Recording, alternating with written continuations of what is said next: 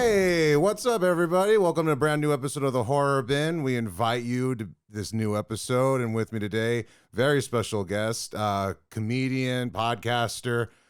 Do we still say new dad? Or is there a time limit on that? She's only 4 months, bro. Oh yeah, so new dad. Yeah. I don't know if it's like New Year's, you know? You don't keep saying New Year's after January. 4 months though. I think after a year you could say no more new dad. Yeah. Experienced dad. But right now he's a new dad. King of Covina. It's Steve Hernandez. Great to be here, everyone. Great to be here. Thank you so much for having me, Jules. Steve, thank you so much for coming on. You brought an interesting movie because when you first said what the movie was, I thought you were talking about the most recent The Invitation, which has to do with vampires. This one very different from that. As I just said, it's The Invitation 2015. I guess before we get into that, what's your experience with horror in general? Like, what's your... Well, as a Mexican, I've been watching these things since I was 3 years old. Terrified. My mom literally took me to see Nightmare on Elm Street 2 when it was in the theater. Really? Yeah, before she was, gave her life to Christ. But yeah, I remember being scared seeing the Nightmare. I remember there used to be a drive-in in Baldwin Park where the Baldwin Park Kaiser is called the Sunset Drive-In. And I remember going to see Halloween there, a couple of them, when I was 4, 5 years old, and just screaming in the back seat, like hiding from Michael Myers. To me, Michael Myers is the guy. The first Halloween is the horror movie. But I enjoy them, man. I like the new shit. I like the new artsy stuff, and I like fun stuff too. The Invitation, to me, I've just been wanting to watch it again. Yeah. Would you call this a horror movie? I would say this is definitely in the realm of horror. Okay, good. Definitely a dinner party is my level of horror. Well, I watched it again yesterday. I saw it in the theater, and there is like a lot of stuff going on. Of course, you're dealing with grief and stuff, but also the anxiety of being at a dinner party. I think this movie is so specific to LA. They do talk about LA and New York too, where you get invited to a thing and you want to look around and say, am I the only one like seeing this shit? Yeah. Like this is like, what the fuck is going on? People here? are being weird. Yeah, They're acting weird. Everyone's being polite. Nobody wants to, they're just eccentric. No, they're fucking weird, dude. Yeah, but I really liked this movie back when I saw it. What is it? Karen Kurosawa? Yeah. And she also she's an She's amazing director. The director, written by Phil Hay, Matt Manfredi.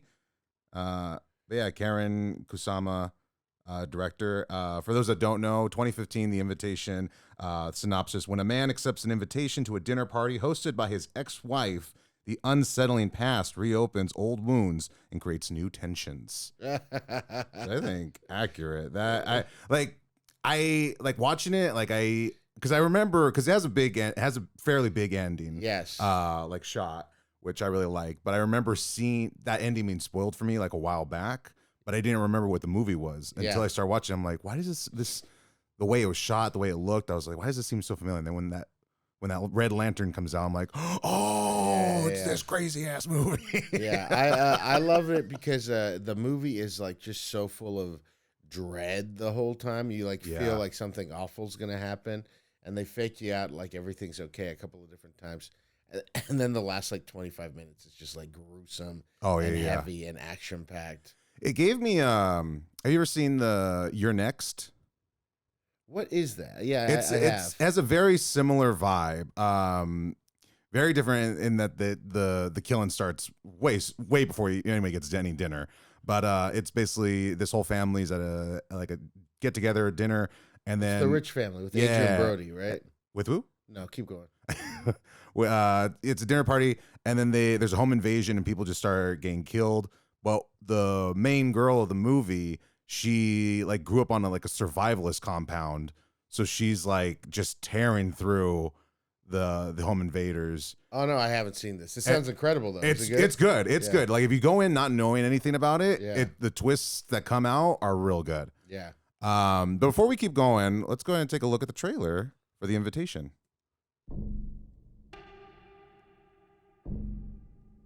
This thing is so official. Maybe they're overcompensating. Kind of hard to call everybody up out of the blue after 2 years. And of course, you're going up in the Hollywood Hills. It's like the most beautiful houses. I know, it's so funny. There's just this guy's new girlfriend is black, and the whole time she's like, I'm never hanging out with white people. He at the beginning, he's just kind of like, you hang out here. I'm gonna go be sad in another room. Yeah. So many times. I know. They don't really say how long they've been together, but if it's a couple years, then it's fine. Yeah. Hot ass ex-wife. Suspicious of our hospitality. There were a couple moments when it was the ex-husband and the new guy were in the same room where I got a little confused as to who was who. I know, it's like They have very similar faces. Yeah, I guess my ex-wife has a type. How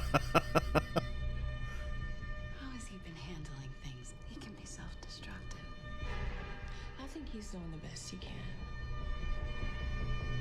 That chick is really hot, by the way. Yeah. The ex-wife. Makes her all the more dangerous. Yeah. See you for 2 years, and then all of a sudden, we get invited to this lavish dinner.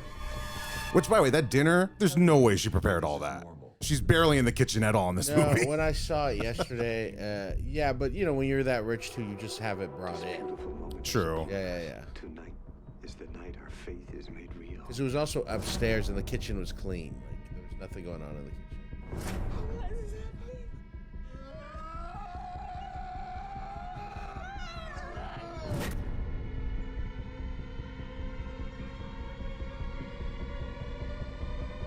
There's nothing to be afraid of.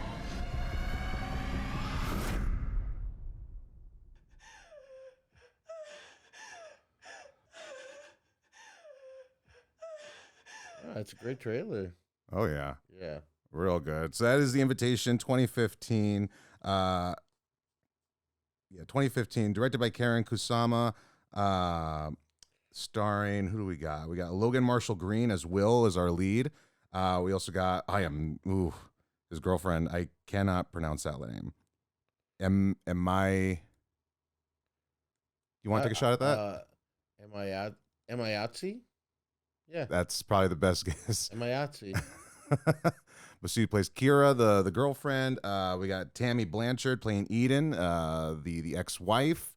And then Mikhail Husman as David, who I thought was Diego Luna from halfway through the film. And then He was in a lot of stuff for a little while. Like around this time. He was I originally saw him in Treme. And then he was in The Age of Adeline. He was in a bunch of stuff like that. But the only real people I think that I thought that was Toby Huss. Okay, cool. But John Carroll Lynch, of course, is the great character actor. he has such an endearing like presence when he's just on, like whether he's playing like this very just quiet, somber character or he's just a normalish guy. You think he's endearing? Maybe not endearing. Maybe that's not the right word. But he has a presence like when he's on screen. Well, I always think of he's a great character actor. He's been in a ton of stuff, but he is in Zodiac. He is the implied Zodiac killer. So in this movie too, he's like big. Mm-hmm. Like you could it feels like he could fuck some stuff up. And he eventually does. And he does, yeah. But he was great. And then Jay Larson, the comedian Jay Larson, is in this. Who's great. Yeah, that was him. And he got to make out with that woman, and they called him fat a bunch. That one part where she slaps him in the face. She goes, "Nobody takes you seriously," and she slaps him in the face. Yeah, I was like, "Oh, this is fucked up." And then he walks in the next room. She's like, "I've forgotten it already. You should too." I was like, "You fucking bitch!" And then moments later, she's like, "I've always wanted to make out with you." Yeah, well, that was worth sticking around. What the fuck? Yeah, I would love for any woman to be like, "Yeah, I've always wanted to make out with you," and then just mac on him. It was great. Which I feel like, Steve, you've heard that a number of times. No, I haven't. I hope in my heart. I hope that's the in my heart as well. I'm like, no, there's no way Steve's got like 3 women a day. Like, man, I do get the sense a lot of times that I do feel I'm pretty good at feeling when someone's attracted to me, but I think people, even though I'm polyamorous, I think people like nobody wants to offend Julia, even though that's not a thing. Because I'm married, that's not a thing. I have felt because I'm fat, but you feel a woman being attracted to you, but they're like, I can't be attracted to a fat guy. I feel them pull back. I feel that too sometimes. So it is my dream that all women are thinking, I've always wanted to make out with him. Have you ever done a dinner party? Of course. Yeah. Yeah. Is it usually as tense as this No, one? they should have left multiple times. Yeah. They should have. At what left. point? At what point in a dinner party when you're in that situation are you dipping out? There's not. If you guys, do And this- do you this- spoil? yeah, we these spoil. things? Okay, Yeah. good. The whole thing about The this- listeners should know it by now. Yeah, the whole thing about this show is, or this movie is, they're in a cult, and it basically becomes a death cult. Yeah. So by the end, they want to murder all these people they invited. But pretty early on, they go like, "Oh, where have you guys been for a couple of years?" They show this video that kind of explains the cult, and then a woman dies on screen in the video. I think Yeah. then I probably would have checked out. Yeah. Yeah, unless because they weren't nobody. This wasn't like a jovial thing. Even if it was a bunch of people watching YouTube and saying like, "Oh, check this out," whatever. Yeah. Everyone was tense the This whole was a time. presentation that they were Yeah, yeah, giving. yeah. Yeah. And so, Which yeah, also like I want to say like what, you know, like 9 people at the party. yes, And then they pull out a laptop and yeah. Well, he goes, "Oh, we wanted to show you this thing too." It's very. If you've ever been to any multi-level marketing thing, it felt like that too, Mhm. where your friends from high school that you haven't seen in a while invite you to a party, and then you get there and they want you to sell prepaid legal. So whenever that kind of thing, and that at that point, and that's fairly early in the movie, you're like, "Oh, okay, you know what? I'm gonna go." yeah. Because it was obviously not about having a real party or anything like that. Yeah. But to be fair, they were giving out very good wine, and so that is like the stuff they were implying that this was very nice wine. They do. A lot of them do. Like when he has his freak out, he does imply like we're all just laying it past. Why? Is he has wine? But it's very nice wine. Hey, listen, you pull out like some good drugs or some good drinks, I might stick around for a little. All right, Have let you me. gotten into wine yet in your I life? haven't. I've tried it. I've tried to get into it. I just can't. I don't know what it is. You'll find a bottle. That's what Probably. it was. You just got to find one bottle that kind of opens it up for you. But yeah, wine is like great. I don't Yeah. drink it as much as I as I'd like. Just there's so much sugar in it. If I do drink, I try to stick to tequila. But yeah, wine tasting with a babe, there's like not much better than that. Okay. Yeah, you've never been wine tasting then, right? No. Yeah, you go to like 3 or 4 spots in a row and you taste everything and you slowly get drunk. It's really fun. Okay. Yeah. I've been beer tasting. It's not the That's same. not the same. It's not. No, it's definitely not. I'm sure it's not the same. Yeah, and you got a loaf of bread in your fucking stomach. No, wine tasting, which is why I would have stuck around at this party. And then there is a part too where they play this game and say, "Oh, I want this," Mhm. and Weird game. The 4 people in the cult are the new husband, The I ex-wife. think, Yeah. the ex-wife, this weird John Carroll Lynch guy, and then this slut. And the slut is super cool. She really is. She's like pretty Hey, yo, hot. your friend is real cool. Yeah, she's pretty hot. And the first time the main character like looks down the hall and she's just in underwear and she's very coy and all that kind of Yeah. stuff.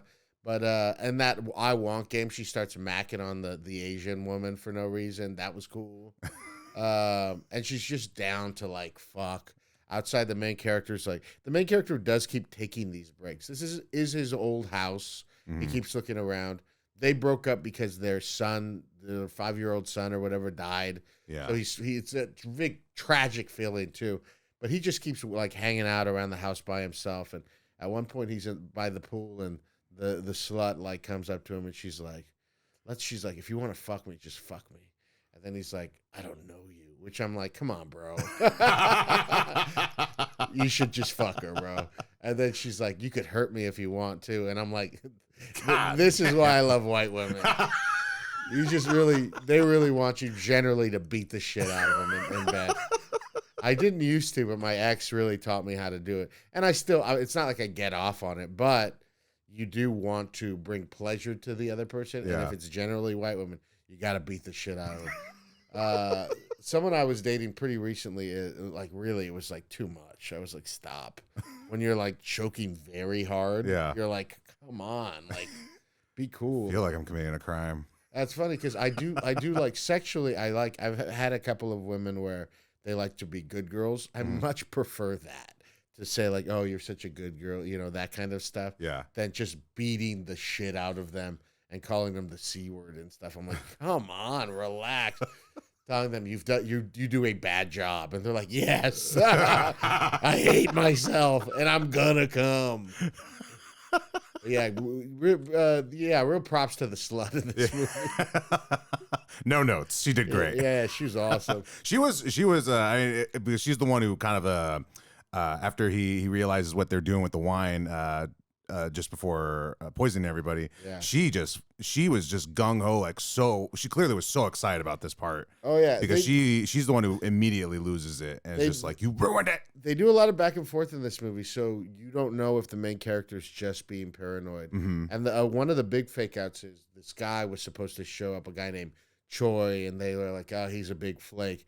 But near the end of the movie, he gets, oh yeah, there's no reception, which there is. Yeah, up it's in the Hollywood hills. Hills. There's not a lot of reception. He like gets a voicemail from the guy, and he's like, I got here early. I'm walking in right now. And so he's like, where is he? Where's Choi? He starts screaming at the couple, and they're like, we don't know where he is. But we're like, God, they killed him. And then the guy walks in. He's like, oh, I had to go to the office real quick. And at that point, pretty late in the movie, because this kind of happens a few times, we're like, oh, okay, I guess they're fine. And then they poison all this wine, and right before they're gonna drink it at the end, he goes, don't drink the wine. But one girl does, and she starts foaming at the mouth. And at this point, everything starts rocking. Then you're like, oh, they are evil. The new husband comes out with a gun. Yeah, starts shooting, blasting people. Yeah. It's really great. I think the last 20 minutes of this is really great. 'Cause up until then, it's a very slow burn. Yeah.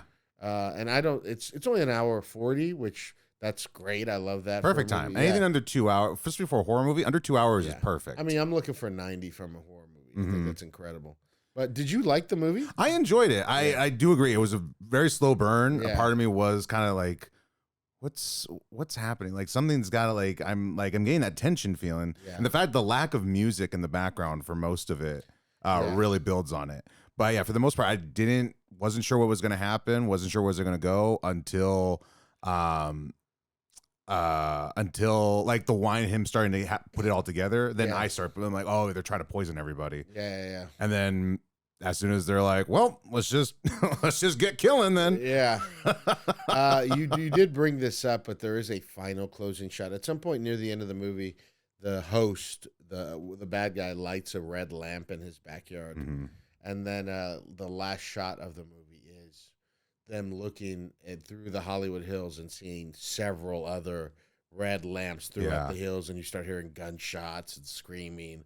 Dogs barking, everything. So helicopters, sirens. Yeah. You hear everything. So it's implied that like all these other high-powered LA people have gotten sucked into this thing, and they're murdering a bunch of people. They do also mention was Eden and I think it's the guy's David, not the ex-husband, but the new guy. They do mention when they're like kind of like, so it's a cult, it's this and that. And there's like, no, it's no, it's a whole thing. It's a program. We all get together and we overcome grief. They mention like there's thousands of us all over the world and this and that. So even after that shot, you start remembering that. You're like, oh shit, there's tons of this shit probably going on all over the place. They do, because this is kind of making fun of LA and New York culture too. Yeah, because they go, it's very intelligent people. People like in LA and New York, they literally say that. It's so funny. They all get sucked into this dumb cult, but they're rich too, and the whole thing is grief. John, what's his name? All the people have dealt with some form of like grief. In that game scene where they say, say what you want right now. She goes, oh, I want to kiss this person. Then that girl goes, oh, I want to do some coke. So they throw her a bag of coke, and then they start kissing. It's very erotic, but in the middle of this like erotic game, That's right. This guy goes, I killed my wife. Yeah, I want to tell you about my wife. And he's like, she's like this ray of light. And he goes, at one point, we got home from this party. I had been drinking, and I just punched her as hard as I could. He's like, and I just remember her looking up at me. She's trying to get up, and then she just collapses because I had punched her so hard I killed her. And he's like, I did time for it, but really I've learned to forgive myself. And at the, you're like, maybe don't learn to forgive yourself so quick. We're cracking up, but only because it does come literally out of nowhere. Yeah, I would have left right there too. I'm telling you, women are kissing. This guy's ex-wife's kissing his friend. People are doing blow, and this guy interrupts with a story of punching his wife to death. That's, at some point you do check out. And that one girl did leave. Claire, yeah. Yeah, and they never bring it up again, but we're supposed to assume he murders her. Yeah. Yeah, out in the backyard. I don't know. In the front yard. Because it's so ambiguous, I'm not sure. It does give that idea, but just the fact that we never see the body, we never see anything happen of her, I'm not sure. I'd like to think that she's the only one who got away before the actual. He would have had to like strangle her or something. Yeah, like, that's kind of intense. And then deal with the car, deal with the body, and do all this. I mean, stuff. And this woman had just gotten tenure a year before. I really hope she lived. Imagine getting out of that dinner party at the right time. That's the 3 days from retirement for women. Yeah, she just put on her blazer and took off. Imagine. Or you hear about that, you're like, man, I'm glad I left. What happened? Jeez. Golly. Only one person leaves.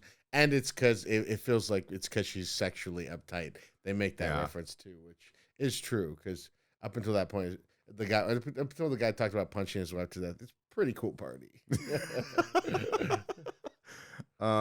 In terms of where it lands on like a scary rating, where would you kind of put it?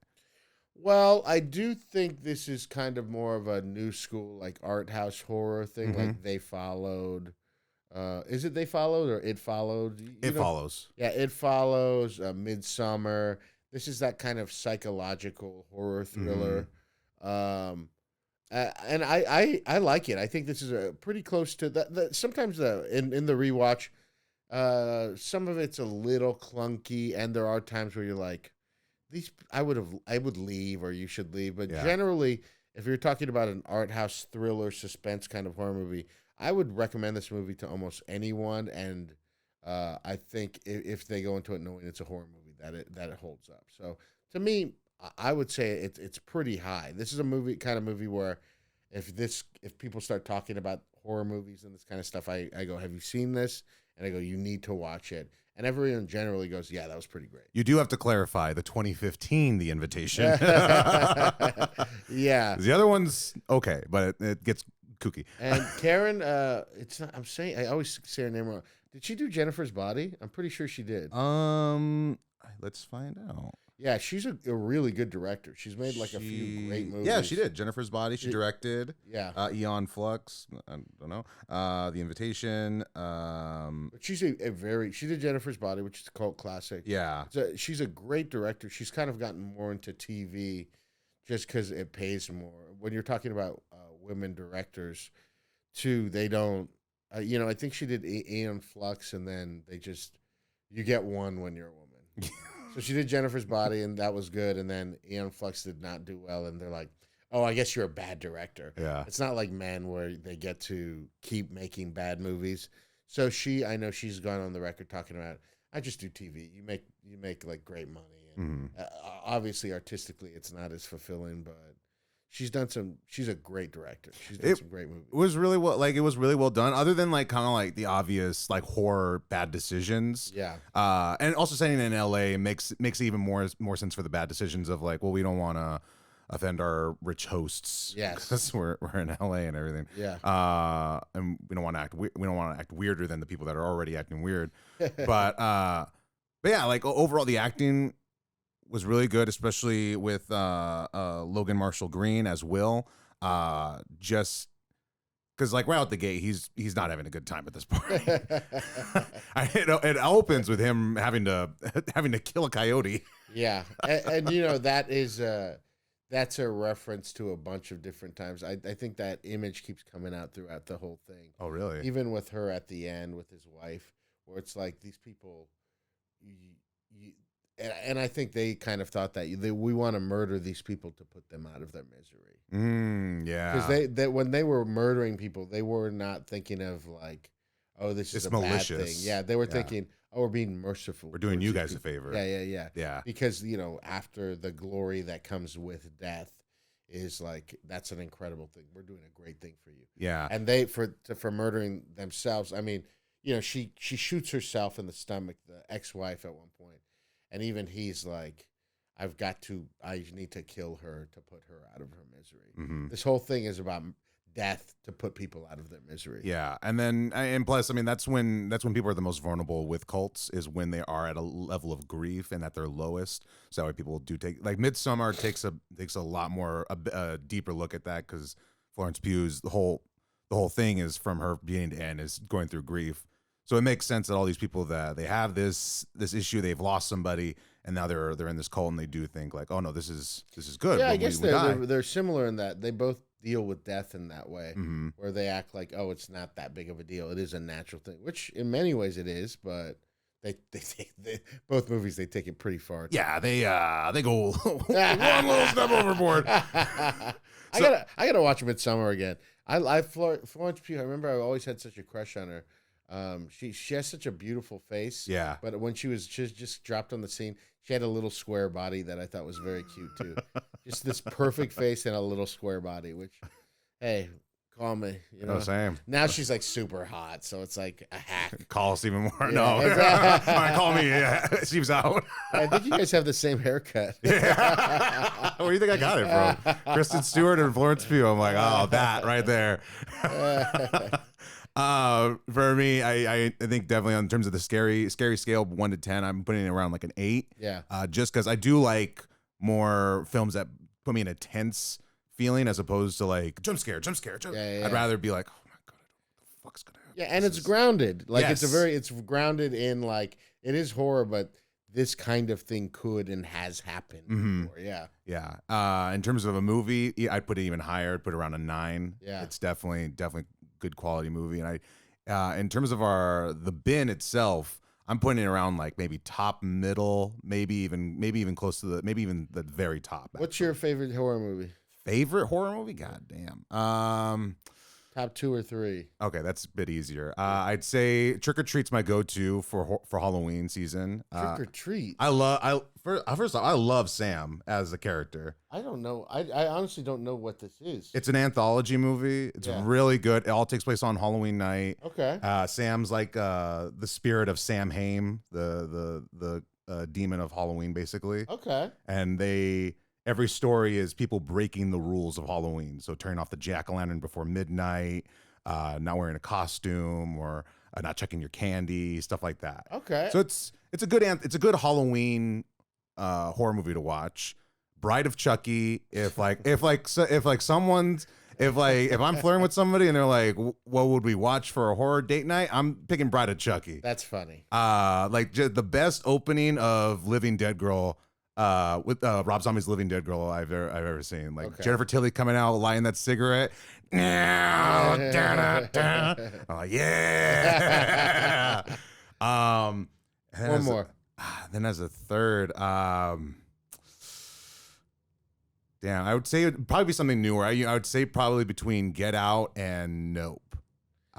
In terms of like something that's really recent. Yeah. Though between those two would probably be like my third pick. Yeah, good. Those are great. Yeah. Because like I said, like Get Out especially got me and even this movie has like a bit of that tense feeling that I had too, because it doesn't have really a ton of like jump scares, but the entire time you're uncomfortable. Yeah, I guess they're similar in that way too, where you know something bad's gonna happen. Yeah. And then it does start happening near to the end, and then once it starts, it just keeps going. Yeah. And then, it's just as brown guys, we just know, just watch out for the whites. But see, before we head out, like, where would you put it in terms of the bin? Like I said, this is like this is a movie that I would mostly recommend to a lot of people. I thought, what was the Midsummer guy, the one with the H? Hereditary. Yeah. Like Hereditary to me is like one of the most recent scary movies, but it's so intense. I would like not recommend it to people. Okay. To me, I think Hereditary is like It's like one of peak. yeah, peak for this kind of a movie, but it's a bit much. It's like I was very uncomfortable when I left that one. What's Talk to Me? Did you see that? I haven't. A lot of people have been telling me recently to check it Oof. out. Man, that one was a very good horror movie, but I felt kind of gross afterwards. Really? Yeah. It's like, Ooh. but it's good. Like, I mean, there's a couple of scenes in that though. I remember Julie and we were doing shows in San Diego and we saw it, and I was like, oof, I almost wish I didn't see that. It's like very disturbing. So, like I said, Halloween is my top. For this kind of movie, it's very close to the top because, like I said, I just think it does what it's trying to do so well. And for this kind of a horror movie, there's not much better, in my opinion. So it's pretty high for me, I think. Awesome, dude. Yeah. Well, dude, Steve, appreciate you coming on, bringing this movie. Thank you for having me. I don't know if I would have ever even came across it if you didn't recommend it. So That's I'm why glad you I did. do it. Yeah. But you got your camera right here. Let the people know where they can find you. What you got going on? You can find me at Big Hearn on Twitter, or I guess I don't use Twitter anymore. So Hernia on Instagram. And then, of course, we have Chatterbox Comedy Night every Sunday night in Covina, and the open mic every Thursday at 8 o'clock, too. So if you ever wanted to try it or to watch it, come down. That's great. Thank you so much for having me, Jules. Dude, Steve, thank you so much. And yeah, if you're a comic in LA, if you're a comic visiting LA, and you're looking for a good mic, Chatterbox open mic, one of the best. And you guys can find me on all the things Julian F. Comedy. Follow this podcast at Horror Bin Pod. Guys, make sure to like, share, subscribe, do all the fun things. Let's build this horror community together. Send out those invitations and let's build this cult, I guess. But Steve, once again, thank you so much for being here. Thanks for having me. Thank you guys for listening and watching. And as we say on every episode, don't drink the wine. Bye.